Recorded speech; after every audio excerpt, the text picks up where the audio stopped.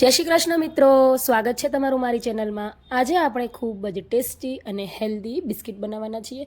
તો મેંદા વગર, બટર વગર કે પછી ખાંડ વગર એકદમ હેલ્ધી ઘઉંના અને જુવારના બિસ્કિટ બનાવશું। તો ચાલો રેસીપી શરૂ કરીએ।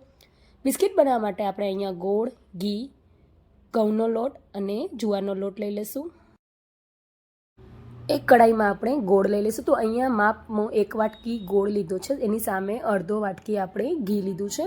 તમે ઘરમાં રહેલી કોઈ પણ વાટકીનો માપ સેટ કરી શકો છો।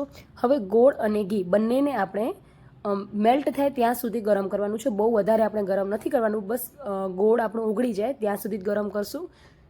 અહીંયા મેં ગોળ લીધું છે, જો તમે ગોળનો જે પાવડર આવે છે એ પણ લઈ શકો છો।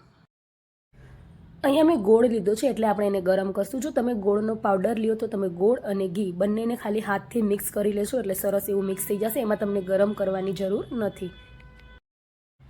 આજે આપણે ઘઉં જુવારના મિક્સ બિસ્કિટ બનાવીએ છીએ, પણ એના પહેલાં મેં ખાલી જુવારના બિસ્કિટની રેસીપી શેર કરેલી છે, પણ એમાં મને ઘણા લોકોએ કોમેન્ટ કરી હતી કે તમે ગેસ ઉપર પણ બનાવીને બતાવો। તો આજે આપણે ઓવનમાં અને ગેસમાં બંનેમાં બનાવીને બતાવશું બિસ્કિટ। તો અહીંયા ગોળ તમે જોઈ શકો છો સરસ એવું મેલ્ટ થઈ ગયું છે અને આને થોડુંક આપણે પહેલાં ઠંડુ કરી લેશું। હવે આપણે અહીંયા 1 વાટકી ઘઉંનો લોટ અને 1 વાટકી મેં જુવારનો લોટ લીધો છે, બંને એમાં એડ કરી લેશું। 1 ચમચી જેટલું આપણે એમાં બેકિંગ પાવડર એડ કરશું, ચપટી જેટલું આપણે એમાં મીઠું એડ કરશું અને અહીંયા મેં ટેસ્ટ માટે કાજુ છે જેને આવી રીતે નાના નાના ટુકડા કરી લીધા છે એ એડ કરી લીધા છે। હવે આપણે બધી વસ્તુને પહેલાં ચમચીથી થોડું મિક્સ કરી લઈશું। સેજ ઠંડુ થઈ જાય પછી આપણે એને હાથથી એનો લોટ બાંધી લઈશું। તો અહીંયા ઘઉંનો લોટ જે આપણે ઝીણો રોટલી માટે યુઝ કરીએ એ જ મેં લીધેલું છે અને બંને લોટને આપણે ચાળણીથી પહેલાં ચારી લઈશું। ચારીને જ આપણે એડ કરવાનું છે, મેં પહેલાંથી ચારીને રાખ્યા હતા। તો અહીંયા જો તમને થોડોક ફ્લેવર આપવો હોય તો તમે એલચી પાવડર પણ એમાં એડ કરી શકો છો, એનાથી પણ ખૂબ સરસ એવો ટેસ્ટ આવે છે બિસ્કિટમાં। હવે તમે જોઈ શકો છો મુઠ્ઠી બંધાય એવું આપણે સરસ લોટ રેડી થઈ ગયું છે।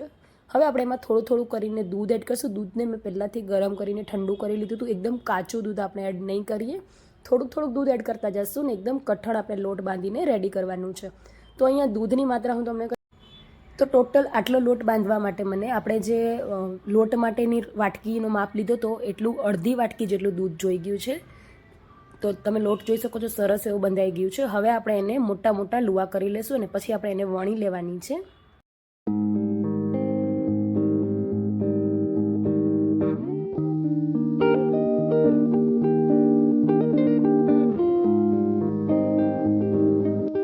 અહીંયા મેં મોટા મોટા 4 લુવા બનાવી લીધા છે। આપણે અહીંયા પાટલા ઉપર એને વણવાના છીએ। જો તમારે ડાયરેક્ટ પ્લેટફોર્મ ઉપર વણવું હોય તો તમે મોટા 2 લુવા કરીને એકદમ મોટી શીટ વણીને પછી એને કટ કરી શકો છો, એટલે ઇઝીલી તમારે ફટાફટ ઘણા બધા બિસ્કિટ એકસાથે રેડી થઈ જશે।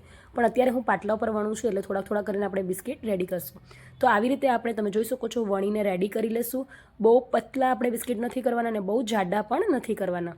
તો સરસ એવી એક બધી બાજુથી વણાઈ જાય પછી આપણે અહીંયા કટર હોય તો કટરથી પછી આવી રીતે ઢાંકણું જે છે તો ઢાંકણાથી તમે એને કટ કરીને શેપ આપી શકો છો। તો એકદમ નાના સાઇઝના આપણે આવી રીતે બિસ્કિટ બનાવશું। તો તમારે નાના મોટા જે સાઇઝના બનાવવા હોય તમે બનાવી શકો છો। તો બિલકુલ આવી રીતે તમે જોઈ શકો છો આવી રીતે આપણે બધાય બિસ્કિટ પહેલાં બનાવી લેશું।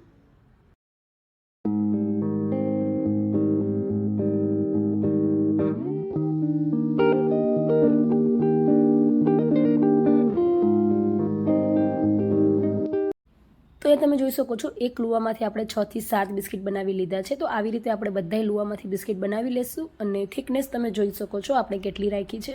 તો બસ આટલી થિકનેસના જ આપણે બિસ્કિટ બનાવશું, બહુ જાડા કરશું ને તો અંદરથી સેજ કાચાઈ રહી જશે।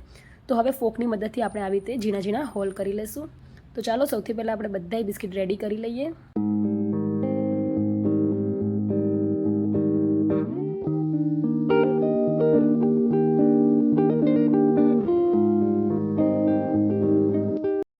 તો બધાય બિસ્કિટ બનીને રેડી થઈ ગયા છે। હવે આપણે એને બેક કરી લેશું। તો એના માટે અહીંયા મેં ઓવનની ટ્રે લઈ લીધી છે। ટ્રેને આપણે ઘીથી ગ્રીસ કરી લેશું। જો તમારી પાસે બટર પેપર હોય તો તમે એ પણ પાથરી શકો છો। હવે આવી રીતે આપણે બધાય બિસ્કિટને ગોઠવી લેશું। ઓવનમાં બનાવવા માટે આપણે પ્રી હીટ ઓવનમાં 180 ડિગ્રી ઉપર 20 મિનિટ સુધી આને બેક કરી લેશું। હવે બીજા બિસ્કિટ આપણે કડાઈમાં બનાવશું। તો એના માટે મેં અહીંયા પ્લેટને પણ ઘીથી ગ્રીસ કરી લીધું હતું અને બધાય બિસ્કિટ ગોઠવી લીધા છે। હવે આપણે એવી રીતે કડાઈ લઈ લેશું જેમાં આપણે મીઠું એડ કરશું બેક કરવા માટે। મીઠાને સરસ એવું ગરમ કરી લેશું, પછી સ્ટેન્ડ મૂકીને ડીશ મૂકીને ઉપર ઢાંકીને આપણે 20 થી 25 મિનિટ સુધી આને પણ બેક કરવા મૂકશું। એકવાર જો તમે લોકો આવી રીતે એકદમ હેલ્ધી બિસ્કિટ ઘરે બનાવી લેશો ને તો બહારના બિસ્કિટ લેવાના ભૂલી જશો અને તમે બાળકોને પણ આ બિસ્કિટ આપી શકો છો. તો અહીંયા જોઈ શકો છો સરસ એવા ઓવનમાં બનીને રેડી થઈ ગયા છે. તમે કલર જોઈ શકો છો કેટલું સરસ આવ્યું છે અને આ એકદમ ગરમ છે એટલે આપણે પહેલાં એને થોડીક વાર માટે ઠંડા કરી લઈશું. અને જે ગેસ ઉપર બને છે એ હજી થાય છે. તો આ તમે જોઈ શકો છો બિસ્કિટ રેડી થઈ ગયા છે ને હું તમને તોડીને પણ બતાવું છું. એકદમ ક્રન્ચી બિસ્કિટ જેવા બારે મળે ને એવા જ બિસ્કિટ બનીને આપણા રેડી થઈ ગયા છે. ગેસવાળા બિસ્કિટ પણ આપણા રેડી થઈ ગયા છે, તમે જોઈ શકો છો. તો એને બી આપણે ઠંડા કરી લઈશું. આ બિસ્કિટને તમે એરટાઇટ કન્ટેનરમાં સ્ટોર કરીને રાખી શકો છો 1 મહિના સુધી. તો ખૂબ જ હેલ્ધી અને ટેસ્ટી બિસ્કિટ આપણા બનીને રેડી થઈ ગયા છે. તમને મારી આ રેસીપી કેવી લાગી મને કોમેન્ટ કરીને જરૂર જણાવજો. અને હા, મારી ચેનલમાં પહેલી વાર આવ્યા છો તો ચેનલને સબસ્ક્રાઈબ કરી લેજો. બાજુમાં આવેલી બેલ આઇકનને પ્રેસ કરી લેજો જેનાથી તમને દરેક નવી રેસીપીના નોટિફિકેશન મળી રહે.